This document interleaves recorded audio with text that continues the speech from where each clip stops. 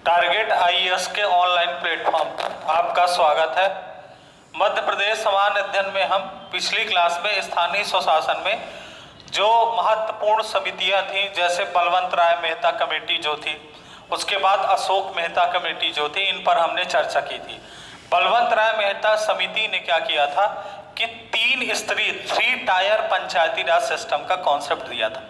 जबकि जब जनता पार्टी की सरकार आई 1977 में, तो जनता पार्टी ने क्या किया कि स्थानीय स्वशासन पर बल देने के लिए उसने क्या किया कि अशोक मेहता समिति का गठन किया।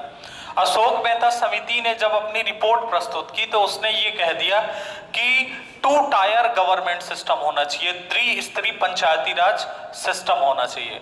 उन्होंने ग्राम स्तर पर ग्राम पंचायतों के गठन की बात नहीं की। उन्होंने ये बोला कि ब्लॉक स्तर पर पंचायत समिति का गठन किया जाए और जिला स्तर पर जिला परिषद का गठन किया जाए। हालांकि जनता पार्टी की सरकार बहुत दिनों तक नहीं रहती है। 1977 में सरकार बनती है और 80 में सरकार जो है गिर जाती है। तो क्या होता है कि 1980 में पुनः चुनाव होते हैं। 1980 में क्या होता है कि 1980 में जब चुनाव होते हैं तो 1980 के चुनाव में कांग्रेस पार्टी जो होती है फिर से जो है आपकी सरकार बना लेती है।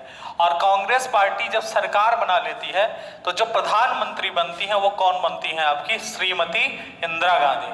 तो जो प्रधानमंत्री आपकी बनती हैं वो है इंदिरा गांधी। अब इंदिरा गांधी प्रधानमंत्री बनती हैं।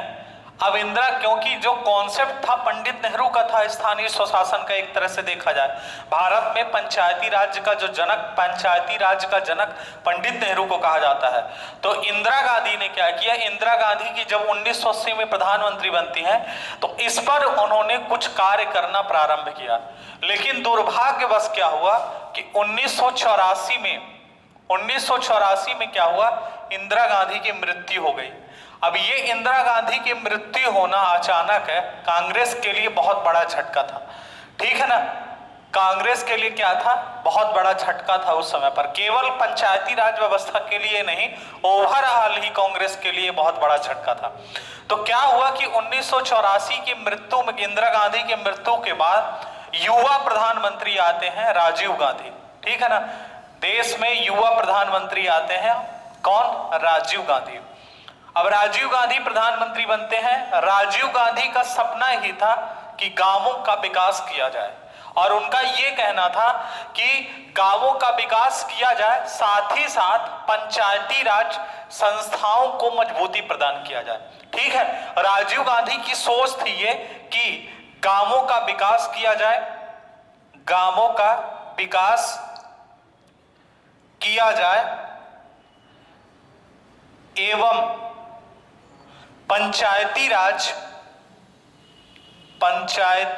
संस्थाओं का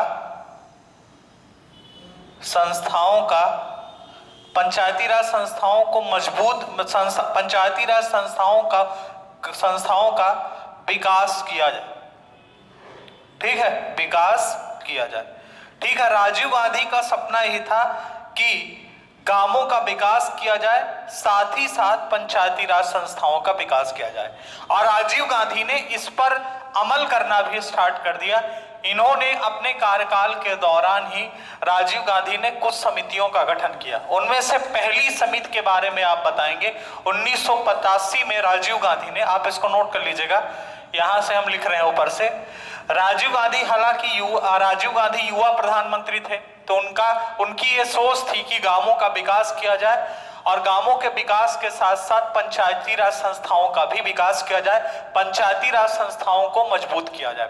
1985 में क्या किया गया, 1985 में राजीव गांधी ने एक समिति का गठन किया था, वो उसका नाम था GPK।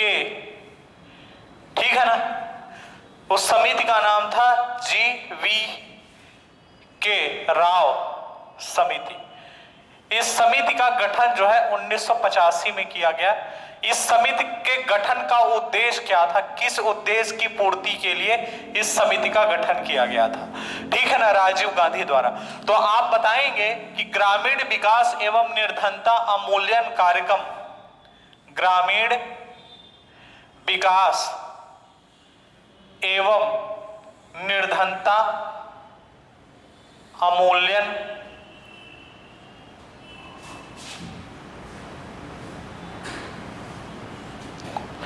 कार्यक्रम, ग्रामीण विकास एवं निर्धनता अवमूल्यन कार्यक्रम से संबंधित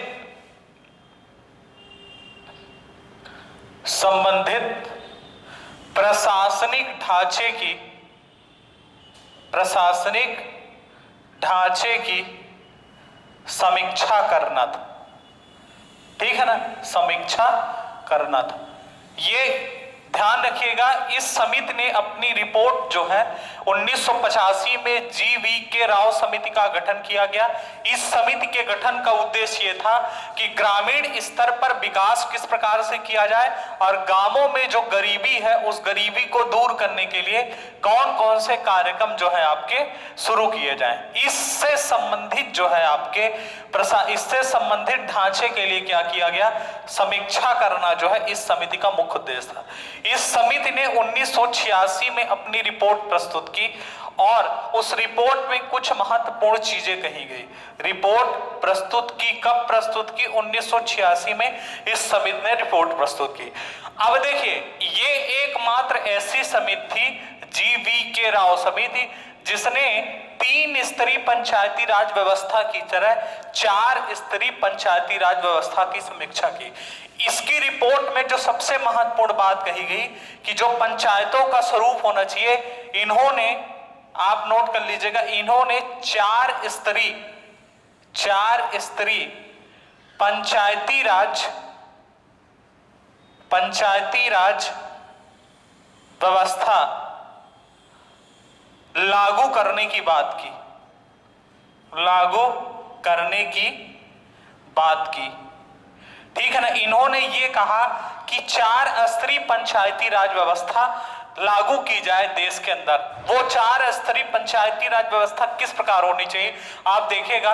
इन्होंने ये बोला कि राज्य स्तर पर सबसे बड़ी संस्था राज्य विकास परिषद होनी चाहिए, सबसे टॉप लेवल पर। उसके नीचे जो क्या होनी चाहिए, जिला परिषद होनी चाहिए। जिला स्तर पर क्या होनी चाहिए, आपकी जिला परिषद होनी चाहिए। जिला परिषद के नीचे कौन काम करना चाहिए? जिला परिषद के नीचे जो है आपकी पंचायत समिति, जिसको हम कहते हैं पंचायत समिति या इसी को कहते हैं ब्लॉक परिषद। और सबसे निचले स्तर पर जो है आपका ग्राम पंचायत या ग्राम परिषद जो है, ग्राम पंचायत सबसे निचले स्तर पर होनी चाहिए। ठीक है, तो सबसे ऊपर क्या होना चाहिए? सबसे ऊपर आपकी राज्य विकास परिषद, उसके बाद दूसरे नंबर पर जिला स्तर पर जिला परिषद, तीसरा ब्लॉक स्तर पर पंचायत समिति या पंचायत परिषद, ब्लॉक स्तर पर पंचायत समिति या ब्लॉक परिषद, और ग्राम स्तर पर ग्राम पंचायत होनी चाहिए। तो ये क्वेश्चन आपसे पूछा जा सकता है कि ऐसी कौन सी समिति थी जिसने 4 स्तरीय पंचायती राज व्यवस्था लागू करने की बात कही थी? तो वो आपको नाम ध्यान रखना है, जी.वी.के. राव समिति ऐसी समिति थी जिसने 4 स्तरीय पंचायती राज व्यवस्था की समीक्षा की। दूसरी चीज, इसने जिला स्तर पर जिला विकास आयुक्त पद की अनुशंसा की। दूसरी सबसे महत्वपूर्ण बात इन्होंने ये की कि जिला स्तर पर जिला विकास आयुक्त पद की अनुशंसा की। ठीक है, उन्होंने ये कहा कि जिला स्तर पर पंचायती राज व्यवस्थाएं हैं या पंचायतों से संबंधित जो भी काम है उनकी निगरानी के लिए जिला स्तर पर एक जिला विकास आयुक्त पद रखा जाए, और यह पद जो है, जो जिलाधीश होता है कलेक्टर, उससे भी वरिष्ठ अधिकारी को इस पद पर नियुक्त किया जाए। तो दूसरी इस समिति की महत्वपूर्ण बात यह थी कि जिला स्तर पर जिला विकास आयुक्त पद की अनुशंसा की इन्होंने। तीसरी चीज इन्होंने ये की कि एसटी, एससी, ओबीसी तथा महिलाओं को पर्याप्त प्रतिनिधित्व मिले।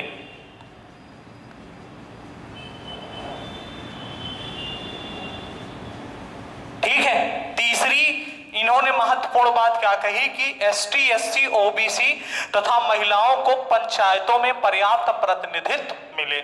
और चौथी चीज इन्होंने जो सबसे महत्वपूर्ण बात कही वो ये कही कि नियमित चुनाव हो, नियमित चुनाव हो। ठीक है, तो जो जीवीके राव समिति थी, जीवीके राव समिति ने इन 4 प्रमुख चीजों की अनुशंसा की, जिसमें सबसे महत्वपूर्ण अनुशंसा उन्होंने ये की कि 4 स्तरीय पंचायती राज व्यवस्था होनी चाहिए। जैसे वर्तमान समय में भारत में बंगाल मात्र एक ऐसा राज्य है जहां 4 स्तरीय पंचायती राज व्यवस्था लागू की गई है। बंगाल में वर्तमान समय भारत में बंगाल में आप देखेंगे 4 स्तरीय पंचायती राज व्यवस्था है। तो अगर आपको मैं बताऊं वहां पे कि कौन कौन सी वहां पर पंचायती राज व्यवस्थाएं लागू की गई हैं बंगाल में, तो आप देखेंगे वहां पर कि ग्राम पंचायत, अंचल पंचायत, आंचलिक परिषद तथा जिला परिषद है। यहां पर मैं लिख देता हूं, आप देखिए सबसे निचले स्तर पर क्या है, ग्राम पंचायत है। ठीक है, सबसे निचले स्तर पर। दूसरा आप देखेंगे अंचल पंचायत है, अंचल पंचायत। उसके बाद तीसरी जो लेयर है वो है आंचलिक परिषद, आंचलिक परिषद। और चौथी है आपकी जिला परिषद। ठीक है ना, मतलब आप देखिए इतने जिले से नीचे स्तर पर इस पर 3 लेयर है, जिला परिषद से नीचे इस पे 3 लेयर है, ग्राम पंचायत, अंचल पंचायत, आंचलिक परिषद और चौथा है जिला परिषद। तो वर्तमान समय में बंगाल एक ऐसा राज्य है जहां पर आप देखेंगे कि जो हमारे देश में 3 स्तरीय अधिकतर राज्यों में पंचायती राज व्यवस्था का स्वरूप दिखाई देता है, उसमें बंगाल में 4 स्तरीय पंचायती राज व्यवस्था दिखाई देती है। हालांकि बहुत सारे राज्यों में क्या है कि ऐसा सिस्टम है, क्योंकि अभी जब हम इसमें पढ़ेंगे आर्टिकल शामिल किए गए हैं पंचायती राज व्यवस्था में, तो उसमें एक प्रावधान भी किया गया है कि जो पंचायती राज व्यवस्था का स्वरूप है वो राज्य सरकार पर डिपेंड करता है। ठीक है ना, क्योंकि ये राज्य के नीति निर्देशक तत्व के अंतर्गत आता है। तो राज्य सरकार चाहे तो इसकी जितनी भी लेयर रख सकती है, क्योंकि बहुत सारे राज्यों में आप देखेंगे कि ग्राम पंचायत सबसे निचले स्तर पर है, फिर जिला परिषद है। क्यों? क्योंकि जो आप देखेंगे कि जिन राज्यों की जनसंख्या 20 लाख से कम है, वहां पर जो मध्य स्तर पर ब्लॉक समिति है या पंचायत समिति है उसको रखना नेसेसरी नहीं था। जिन राज्यों में 20 लाख से ऊपर जनसंख्या है वहां पर मध्य स्तर पर पंचायत समिति का गठन किया जा सकता है, लेकिन जहां पर 20 लाख से कम जनसंख्या है वहां पर जरूरी नहीं है कि मध्य स्तर पर पंचायत समिति का गठन किया जाए। तो अलग अलग राज्यों में क्या है, अलग अलग प्रकार का इसका स्वरूप है, लेकिन सामान्यतः तौर पर अगर देखा जाए तो अधिकतर राज्यों में 3 स्तरीय पंचायती राज व्यवस्था का स्वरूप जो है हमारे देश में है। ये केवल एकमात्र ऐसी समिति थी जिसने 4 स्तरीय पंचायती राज व्यवस्था की समीक्षा की थी, इसलिए हम चर्चा कर लिए ये जीवीके राव समिति के बारे में।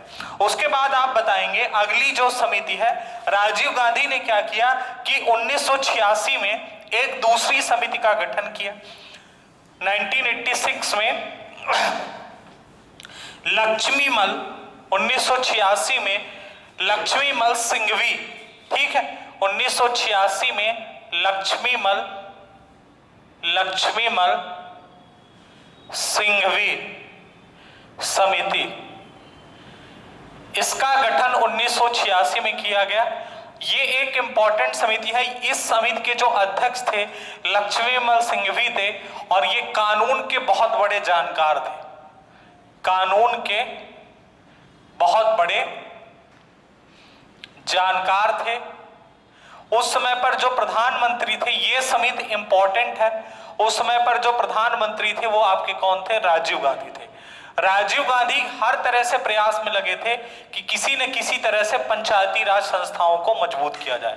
तो जब लक्ष्मीमल सिंघवी समिति का गठन किया गया, इसका मुख्य उद्देश्य क्या था? इसका मुख्य उद्देश्य ये था कि पंचायती राज संस्थाओं को मजबूत करने के लिए सुझाव देना। पंचायती राज संस्थाओं को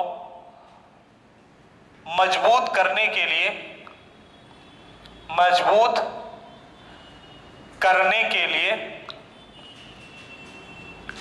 सुझाव देना। ठीक है, ये सबसे इंपॉर्टेंट समिति है, ये बात ध्यान रखिएगा आप। ठीक है, सबसे इंपॉर्टेंट समिति है पंचायती राज संस्थाओं के लिए लक्ष्मीमल सिंघवी समिति, ये लक्ष्मीमल सिंघवी जो है राजस्थान के थे ये, और राजस्थान के जोधपुर के थे ये, ठीक है ना, राजस्थान के जोधपुर के थे ये। कानून के बहुत बड़े जानकार थे उस समय पर, इसीलिए राजीव गांधी ने क्या किया कि इनकी अध्यक्षता में लक्ष्मीमल सिंघवी समिति का गठन किया। लक्ष्मीमल सिंघवी समिति का जो उद्देश्य था, उद्देश्य क्या था कि पंचायती राज संस्थाओं को मजबूत करने के लिए सुझाव देना। तो सबसे पहली बात उन्होंने अपने सुझाव में ये कही कि जो पंचायती राज व्यवस्थाओं का सुझाव देने के लिए इन्होंने क्या क्या सुझाव दिया, तो आप सुझाव में बताएंगे। सबसे पहली चीज, इन्होंने त्रिस्तरीय पंचायती राज व्यवस्था की सिफारिश की। त्रिस्तरीय पंचायती राज व्यवस्था की सिफारिश की, पंचायती राज व्यवस्था की सिफारिश की, ठीक है। त्रिस्तरीय पंचायती राज व्यवस्था की सिफारिश की सबसे पहली चीज ये इन्होंने कही अपने इस रिपोर्ट में। दूसरी चीज इन्होंने ये कही कि इसको पंचायती राज व्यवस्थाओं को संवैधानिक दर्जा दिया जाए। संवैधानिक दर्जा दिया जाए मतलब इनको संविधान के दायरे में लाया जाए, संवैधानिक दर्जा दिया जाए, संविधान में इनका उल्लेख किया जाए। दूसरी सबसे महत्वपूर्ण बात, संवैधानिक दर्जे की बात सबसे पहली बार अशोक मेहता समिति ने कही थी 1977 में, जब जनता पार्टी की सरकार में उस समिति का गठन किया गया था। लेकिन क्वेश्चन ये पूछा जा सकता है कि भारत के संविधान में पंचायती राज व्यवस्थाओं का जो संवैधानिक दर्जा दिया गया है पंचायती राज संस्थाओं को, वो किस समिति की अनुशंसा पर दिया गया है? तो आप उसका आंसर क्या लगाएंगे? लक्ष्मीमल सिंघवी समिति। इस पॉइंट को नोट कर लीजिएगा, ये पॉइंट पेपर में बहुत बार पूछा गया है कि किस समिति की सिफारिश पर पंचायती राज संस्थाओं को संवैधानिक दर्जा दिया गया। पहली बार किसने कहा था? पहली बार अशोक मेहता समिति ने कहा था। लेकिन संविधान में जो इनको संवैधानिक दर्जा दिया गया है वो किस समिति की अनुशंसा पर दिया गया है? तो लक्ष्मीमल सिंघवी समिति की अनुशंसा पर दिया गया है। उसके बाद आप बताएंगे, पहली चीज आपने बता दिया कि सुझाव इन्होंने दिया कि त्रिस्तरीय पंचायती राज व्यवस्था, त्रिस्तरीय पंचायती राज व्यवस्था की सिफारिश की। दूसरी चीज इन्होंने सुझाव ये दिया कि संवैधानिक दर्जा दिया जाए। तीसरी चीज इन्होंने ये की सिफारिश की कि दलगत प्रणाली के आधार पर चुनाव ना हो। दलगत प्रणाली के आधार पर चुनाव ना हो, ठीक है ना, आधार पर चुनाव ना हो। इनका कहना यह था कि पार्टी बेस इलेक्शन नहीं होना चाहिए, क्योंकि पार्टी बेस इलेक्शन अगर होता है तो वहां पर खरीद फरोख्त जैसी समस्या हो सकती है वहां पर भी। दूसरी चीज वहां पर क्या है, भ्रष्टाचार हो सकता है। इसीलिए आप देखेंगे कि जो पंचायत के इलेक्शन होते हैं वो पार्टी बेस इलेक्शन नहीं होते हैं, वहां पर कोई भी पार्टी चुनाव में पार्टिसिपेट नहीं करती है, वहां पर सब ओपन इलेक्शन होता है, ठीक है ना। तो दलगत प्रणाली के आधार पर जो है आपका चुनाव ना हो। उसके बाद इन्होंने ये कहा कि नियमित, स्वतंत्र व निष्पक्ष चुनाव हो। नियमित, स्वतंत्र एवं निष्पक्ष चुनाव हो,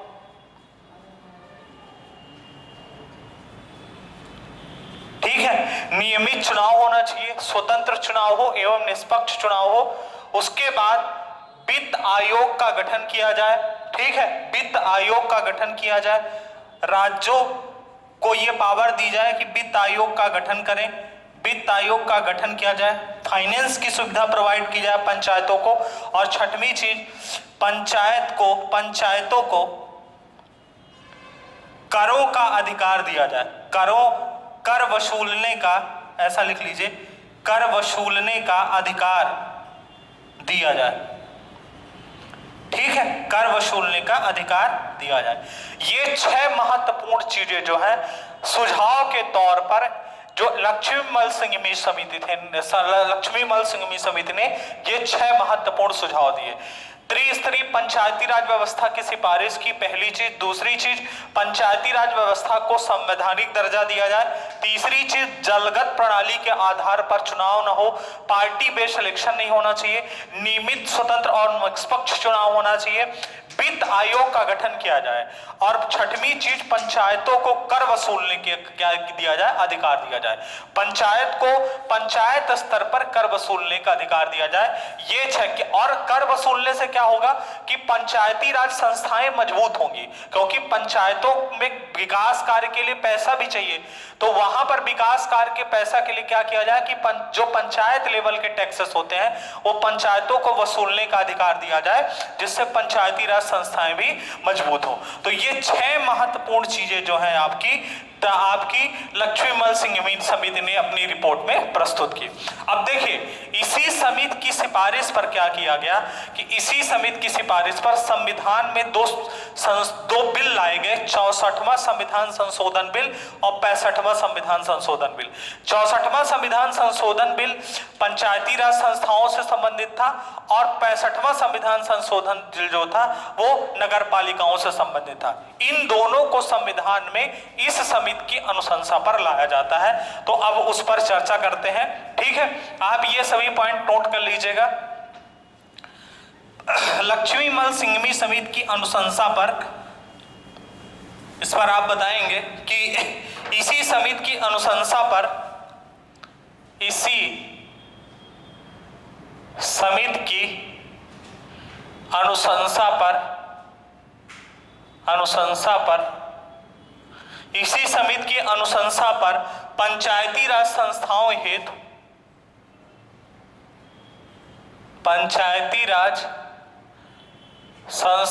हेतु 64वां एवं नगर पालिकाओं के संवैधानिक दर्जे हेतु एवं नगर पालिकाओं के संवैधानिक दर्जे हेतु 65वां संविधान संशोधन विधेयक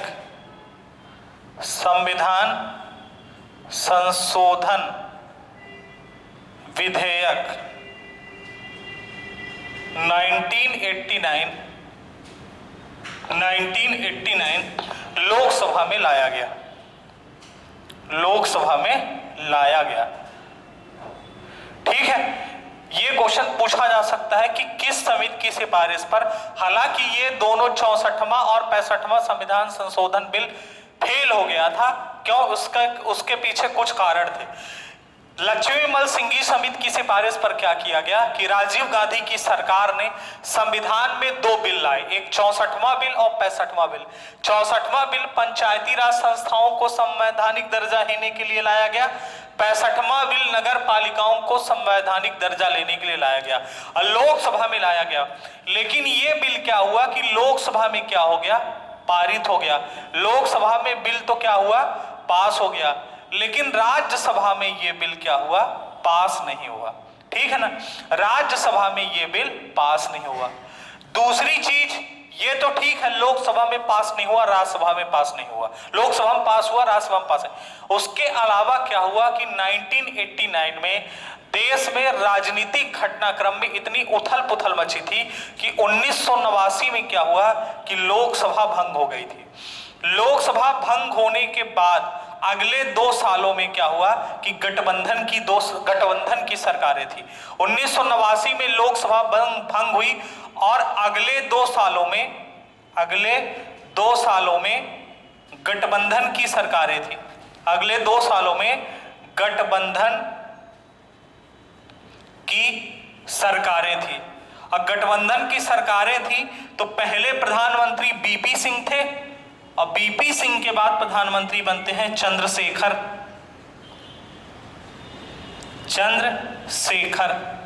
ये 2 लोग 2 सालों में प्रधानमंत्री बनते हैं। उसके बाद क्या होता है कि 1991 में 1991 में पुनः चुनाव होते हैं और 1991 के चुनाव प्रचार प्रसार के दौरान ही राजीव गांधी की क्या होती है, मृत्यु हो जाती है। तो 1991 में चुनाव प्रचार प्रसार के दौरान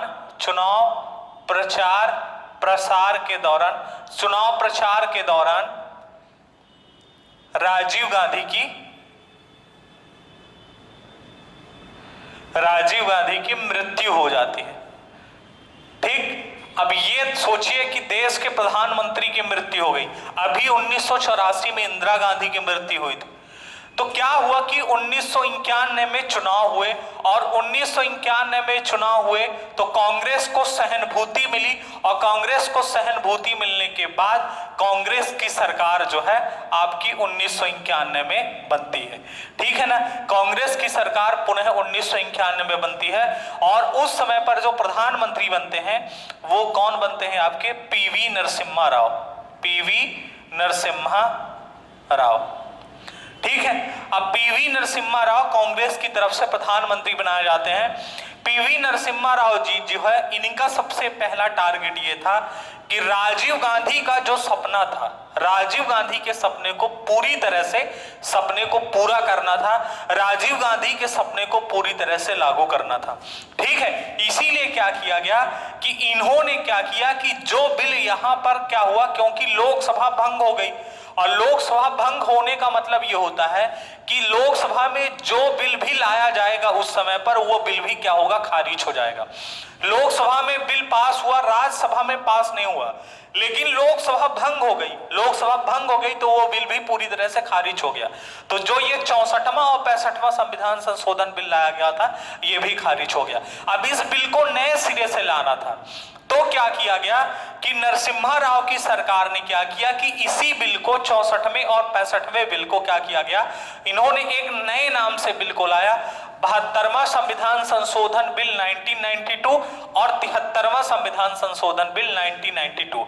ये दोनों बिल जो है, 72वां संविधान संशोधन पंचायती राज संस्थाओं को संवैधानिक दर्जा देने के लिए लाया गया, और 73वां संविधान संशोधन बिल नगर पालिकाओं को संवैधानिक दर्जा देने के लिए लाया गया। हालांकि अभी हम यहाँ पर केवल 72वें संविधान संशोधन बिल की बात करेंगे जो पंचायती राज संस्थाओं से रिलेटेड है। तो आप इस पे लिखिए कि 73वां, हमने यहाँ पे गलत बोल दिया थोड़ा सा, 72वां और 73वां बोल दिया। यहां पर आपको ध्यान देना है 73वां और 74वां।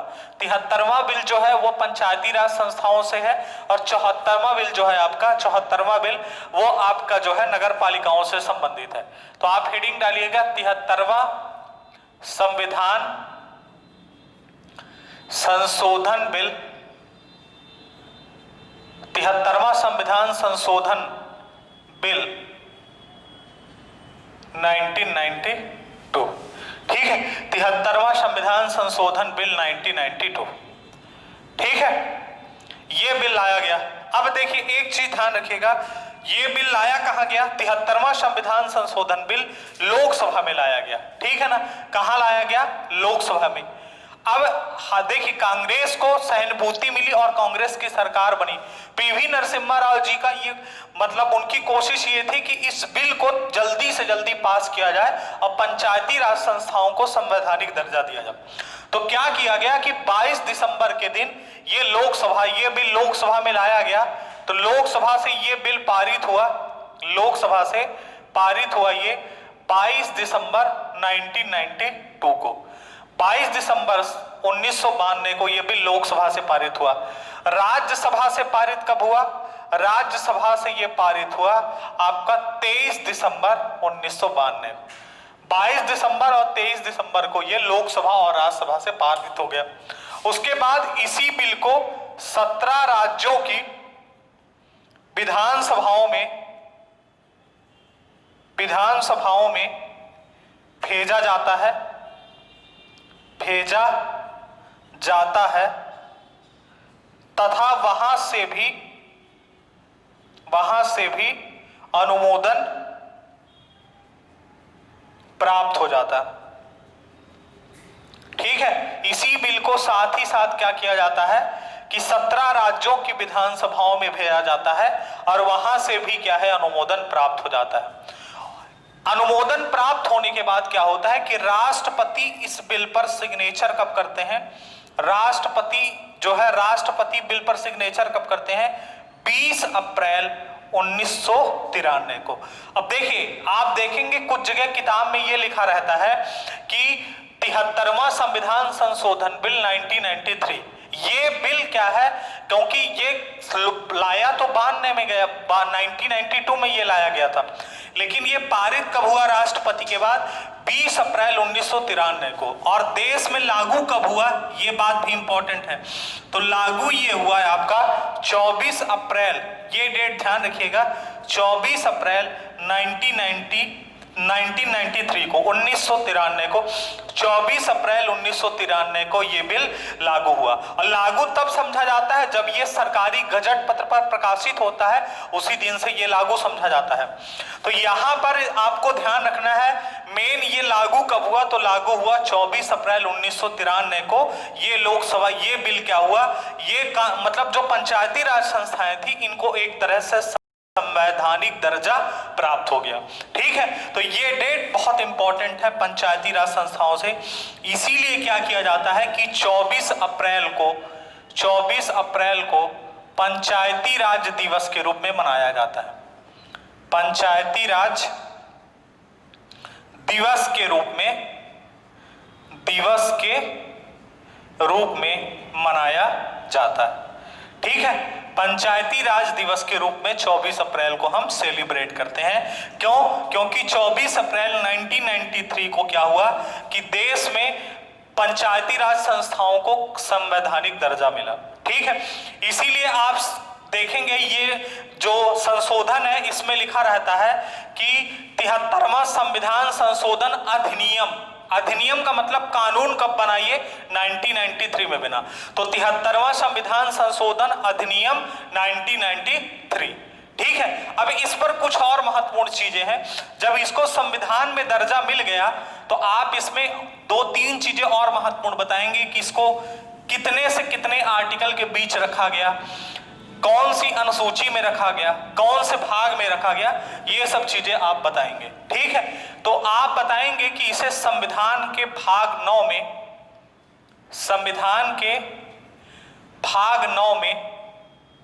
ठीक है ना, भाग 9, देखिए 9 इस तरह से भी लिखा हो सकता है और हो सकता है कि 9 इस तरह से भी लिखा हो। तो आपको ध्यान देना है, कंफ्यूज नहीं होना है। ठीक है, इस तरह से भी लिखा हो सकता है और इस तरह से भी लिखा हो सकता है। तो संविधान के भाग 9 में अनुच्छेद आप बताएंगे, अनुच्छेद 243 से लेकर 243 ओ। ठीक है, 243 से लेकर 243 ओ, इसमें आप देखेंगे कुल 16 अनुच्छेद आते हैं, कुल 16 अनुच्छेद हैं। ठीक है ना, ठीक है, देखिए ए से लेकर ओ तक 15 अनुच्छेद और 243 खुद एक अनुच्छेद, तो 15 और एक कितना हो गया, 16। तो टोटल कितने अनुच्छेद हो गए आपके, टोटल 16 अनुच्छेद हो गए।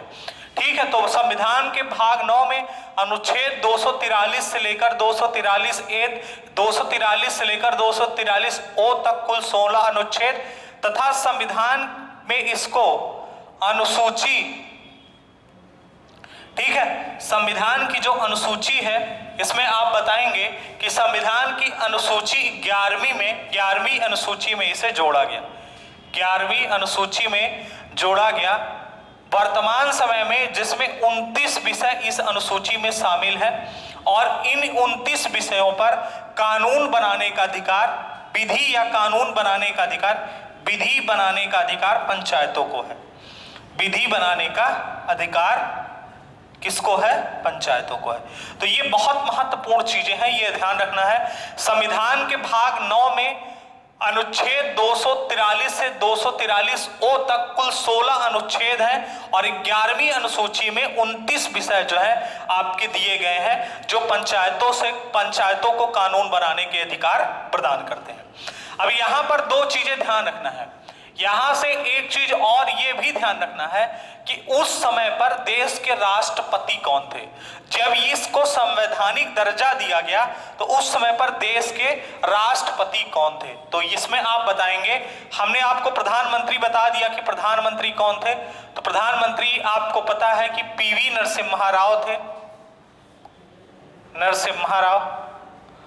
और दूसरी चीज, उस समय पर राष्ट्रपति जो थे वो आपके शंकर दयाल शर्मा थे, शंकर दयाल शर्मा थे, जो भोपाल राज्य के क्या थे, पहले मुख्यमंत्री थे।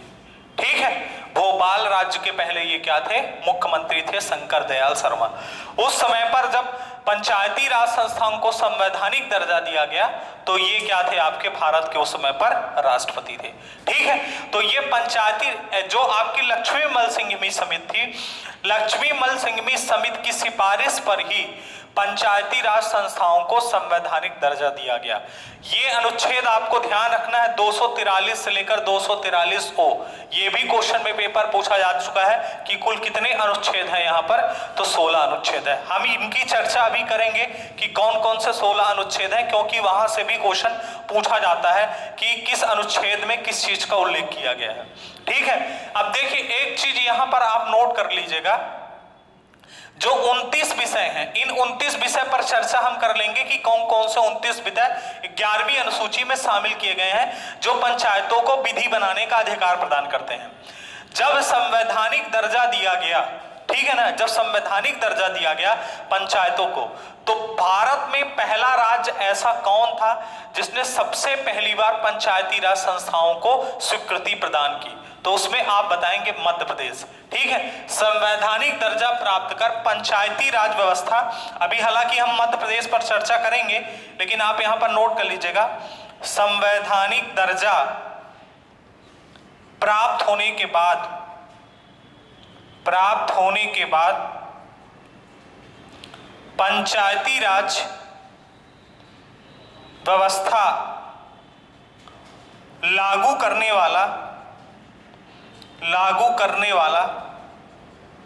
भारत का पहला राज्य मध्य प्रदेश है। दूसरा राज्य बिहार है, पहला राज्य जो है आपका मध्य प्रदेश है। दूसरा कौन है, दूसरा बिहार है। और मध्य प्रदेश में जो पंचायती राज व्यवस्था लागू की गई वो कौन सी व्यवस्था लागू की गई थी, त्रिस्तरीय पंचायती राज व्यवस्था लागू की गई थी। त्रिस्तरीय पंचायती राज व्यवस्था लागू की गई थी, मतलब जब पंचायती राज संस्थाओं को संवैधानिक दर्जा मिल गया उसके बाद भारत में ऐसा पहला कौन सा राज्य है जिसने पंचायती राज व्यवस्था लागू की, तो वो मध्य प्रदेश है पहला राज्य, और दूसरा जो राज्य है वो आपका कौन है, बिहार है। मध्य प्रदेश में 3 स्तरीय पंचायती राज व्यवस्था जो है आपकी लागू की गई। ठीक है, नेक्स्ट क्लास में हम क्या करेंगे कि सबसे पहले हम क्या करते हैं कि जो 29 विषय प्रदान किए गए हैं कानून बनाने के लिए, उन 29 विषयों पर चर्चा कर लेते हैं।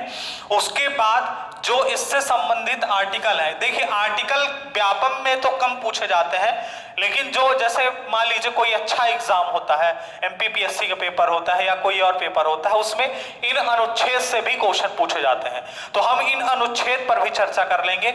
उसके बाद, क्योंकि अभी हम भारत में पंचायती राज संस्थाओं के बारे में हमने जो भी पढ़ा, अब हम मध्य प्रदेश में पंचायती राज संस्थाओं के विकास पर पढ़ेंगे कि मध्य प्रदेश में स्वतंत्रता के पहले पंचायती राज संस्थाओं में क्या विकास हुआ और उसके बाद स्वतंत्रता के बाद मध्य प्रदेश में पंचायती राज संस्थाओं में कहां पर कितना विकास हुआ। 1993 तक देखेंगे, क्योंकि हालांकि 1993 में इसको संवैधानिक दर्जा मिल गया, तो हर राज्य की विधानसभाओं में यह बिल लाया गया और इस बिल को पास किया गया। वहां पर भी मध्य प्रदेश पहले नंबर पर था। जब पंचायती राज संस्थाओं को संवैधानिक दर्जा दिया गया तो सबसे पहले मध्य प्रदेश ने ही पंचायती राज संस्थाओं को संवैधानिक दर्जा दिया और पंचायती राज व्यवस्था को लागू किया। ठीक है, तो इसकी चर्चा जो है हम अगली क्लास पर करेंगे। धन्यवाद।